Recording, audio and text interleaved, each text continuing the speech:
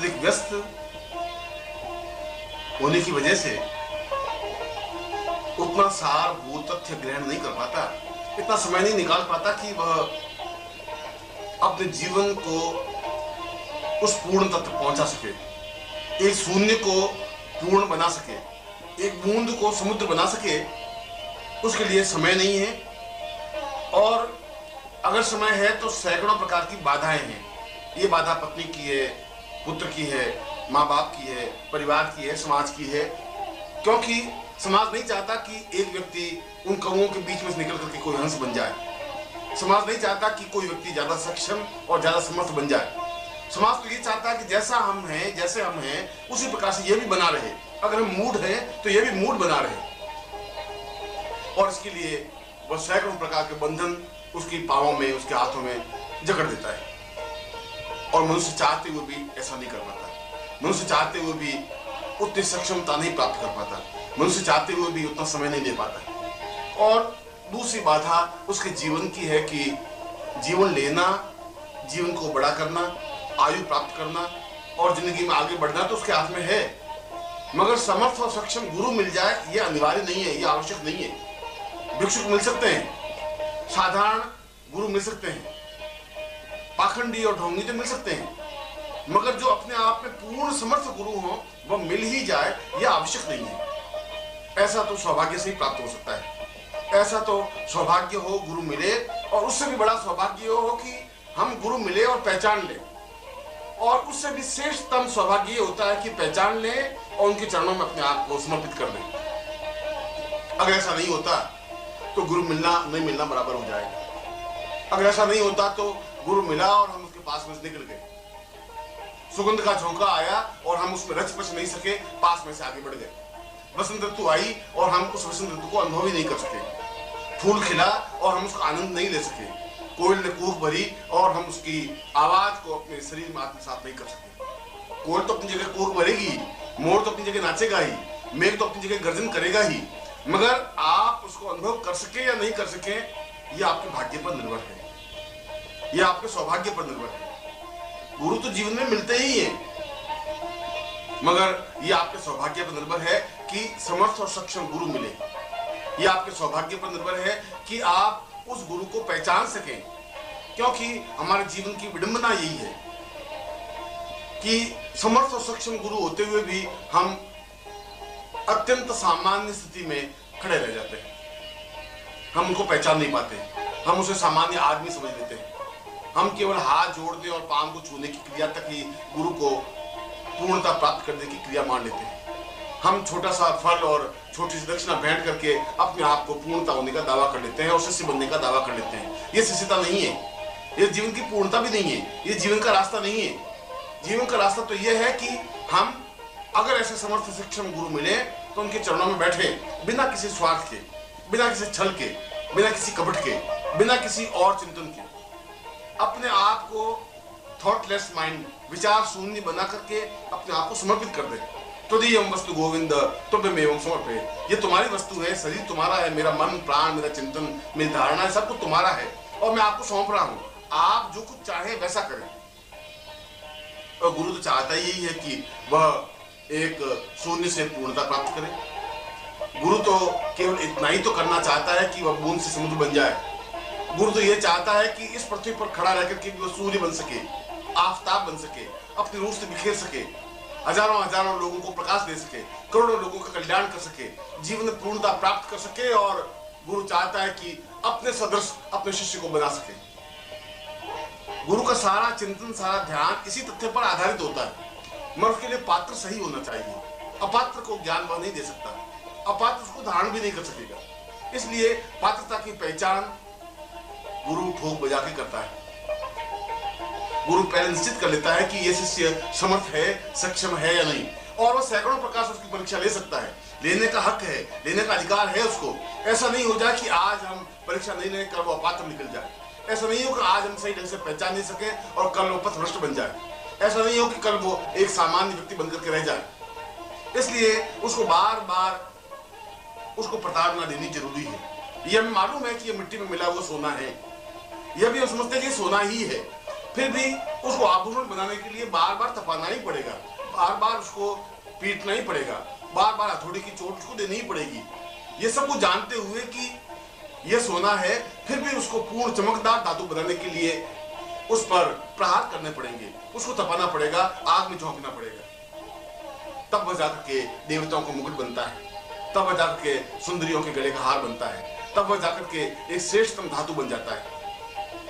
और गुरु भी ठीक इसी प्रकार से अपने शिष्य को फटकारता है, डांटता है, डपटता है, उसको परीक्षा लेता है, उसको कष्ट देता है, उसको बाधाएं, परेशानी, अड़चने देता है, और ये देखता है कि वास्तव में ही यह सही धातु है या नहीं, वास्तव में ये देवताओं को मुकुट बनने की क्रिया जानता है कि नहीं, वास्तव में ये पूर्णता प्राप्त कर सकता है या नहीं। ऐसा तो नहीं हो कि यह बीच में लड़खड़ा जाए, ऐसा तो नहीं हो कि यह बीच में हतोत्साहित हो जाए, ऐसा तो नहीं हो कि बीच में अपनी पगडंडी बदल दे।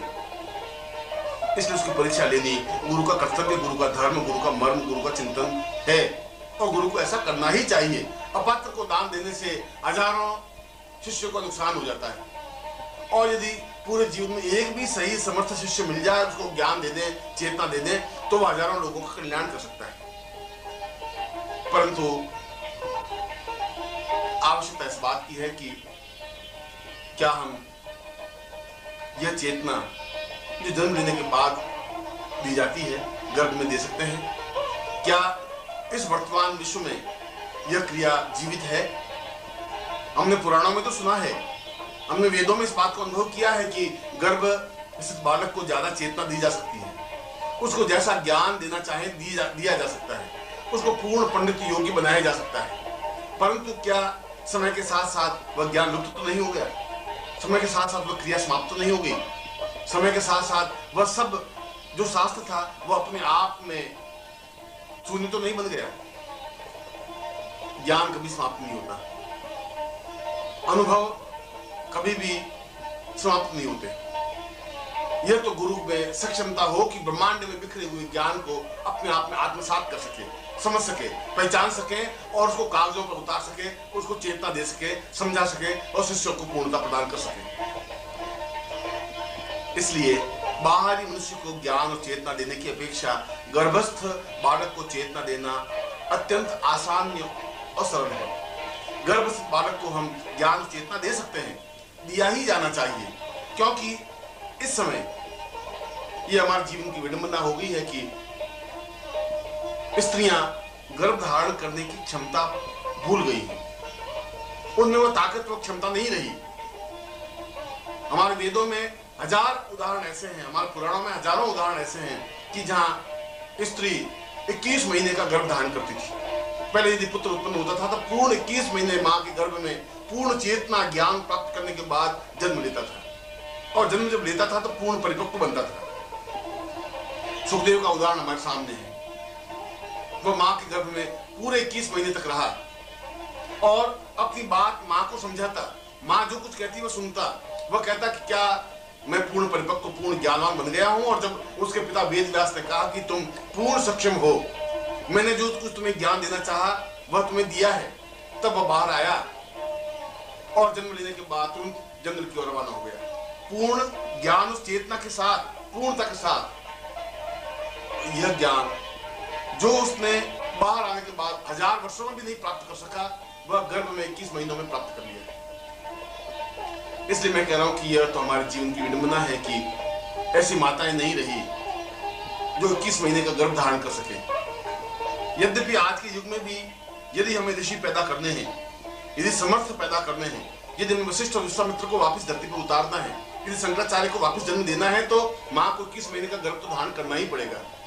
ऐसी माताएं ढूंढनी पड़ेंगी, उन माताओं को सक्षमता देनी पड़ेगी, और यह सक्षमता मंत्रों के माध्यम से संभव है, प्रकृति के माध्यम से संभव नहीं। इसलिए आज यदि शास्त्रों में कहा गया कि 21 महीने का बालक ही पूर्ण बालक होता है, इसका तात्पर्य यह हुआ कि 9 महीने में जो बालक पैदा होता है वह अधूरा है, वह पूर्ण है, वह भ्रूण है।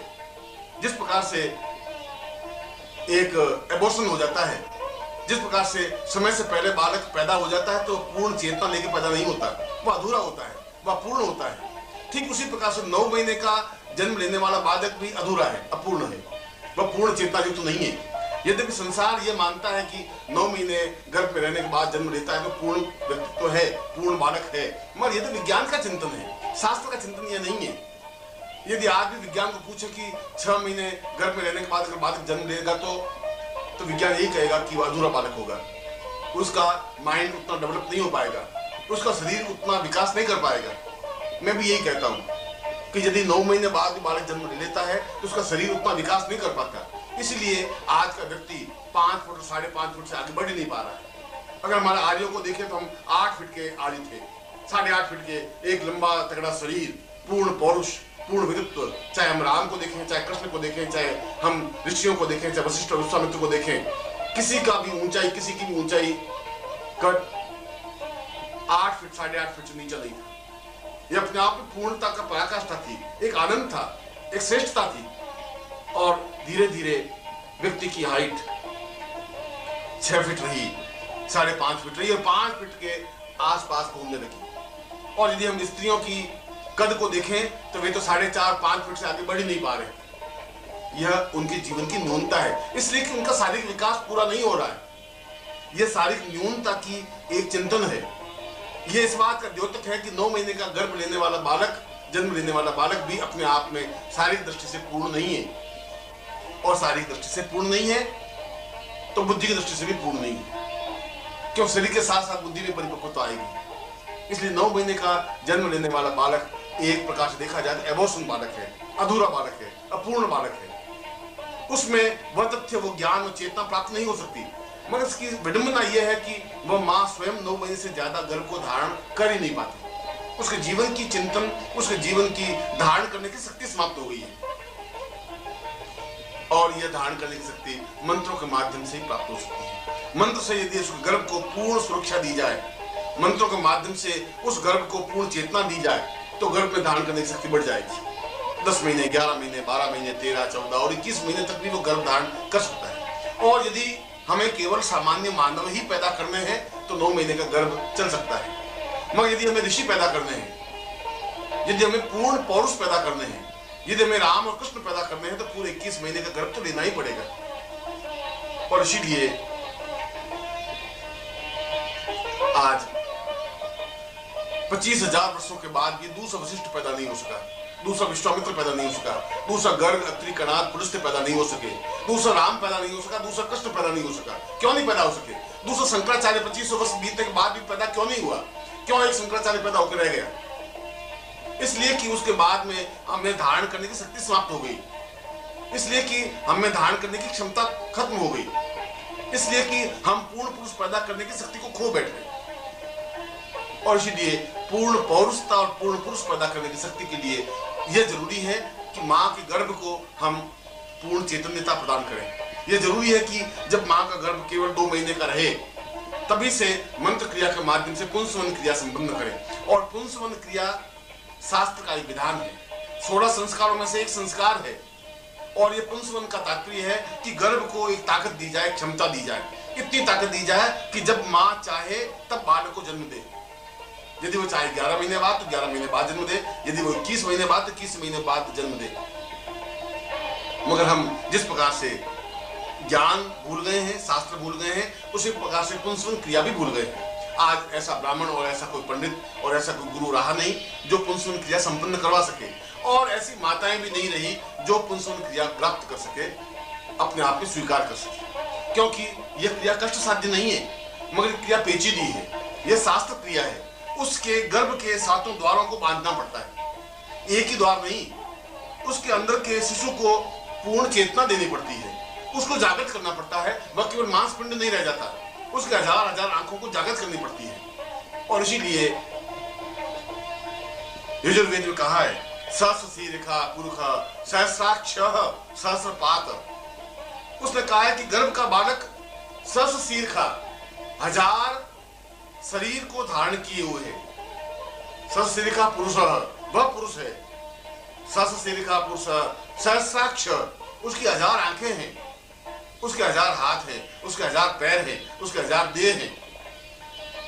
या तो फिर यजुर्वेद झूठा है कि ये सब मंत्र नहीं बोलना चाहिए था। जब वो कह रहा है कि सहस्र शीर्षा पुरुष सहस्रपात सबूम गुम सर्वदस प्रथमाम चतुष्ट गुम अभाव, वो ये कह रहा है कि यदि हम शरीर के उस मांस पिंड को 1000 आंखें दे सकें, यदि हम उसको 1000 शरीर दे सकें, हम उसको 1000 धारण करने की शक्ति दे सकें, तो अपने आप में पूर्ण पुरुष बन सकता है। सस सीरिखा पुरुष, तब पुरुष बन सकता है। और जो पुरुष नहीं बन सकता वो केवल नर बन सकता है।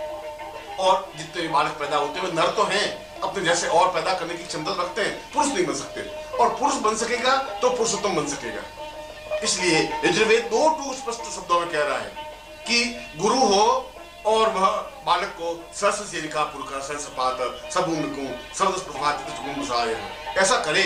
यह पुंसवन करने की इस मंत्र में पूर्ण पुंसवन करने की क्रिया स्पष्ट की गई है। उस बालक को, उस गर्भ को अपने आप ही चैतन्य करे, जागृत करे। जब दूसरे महीने उसको पुंसवन क्रिया की जाती है, जब उसको चेतना दी जाती है, जब उस गर्भ को अपने आप में मजबूत धारण करने की क्षमता युक्त बनाया जाता है, इतना क्षमता युक्त बनाया जा सके कि मां चाहे तब बालक को जन्म दे, पूर्ण परिपक्व बालक को जन्म दे, पूर्ण पुरुष को जन्म दे, अधूरे नर को जन्म नहीं दे, गर्भपात नहीं कर दे। 9 महीने के बाद जन्म लेने वाला तो गर्भपात है, समाप्त होने की क्रिया है। वह तो पैदा होगा, मर जाएगा, वशिष्ठ की तरह जिंदा नहीं रहेगा, विश्वामित्र की तरह 1000 आयु का प्राप्त नहीं हो पाएगा, शंकराचार्य की तरह लाखों वर्षों की उम्र प्राप्त नहीं कर सकेगा। उस सैकड़ों वर्षों की आयु प्राप्त करने के लिए तो पूरे 21 महीने गर्भ में धारण करने की क्रिया, ग्राह्य शक्ति और ग्रहण शक्ति मां प्राप्त करे। और यह गुरु के माध्यम से संभव है। यह गुरु उसको पुंसवन संस्कार संपन्न करवावे। उसके कुल पुरोहित पुंसवन संस्कार संपन्न करवाते थे, कुल का ब्राह्मण पुंसवन संस्कार संपन्न करवाता था। और अगर पुंसवन संस्कार संपन्न होता है तो वह गर्भ अपने आप में सक्षम होता है, अपने आप में पूर्ण होता है, अपने आप में ताकतवान बनता है, अपने आप में धारण करने की शक्ति प्राप्त करता है। और तीसरे महीने उस बालक जो अंदर मांस पिंड बनता है, उसको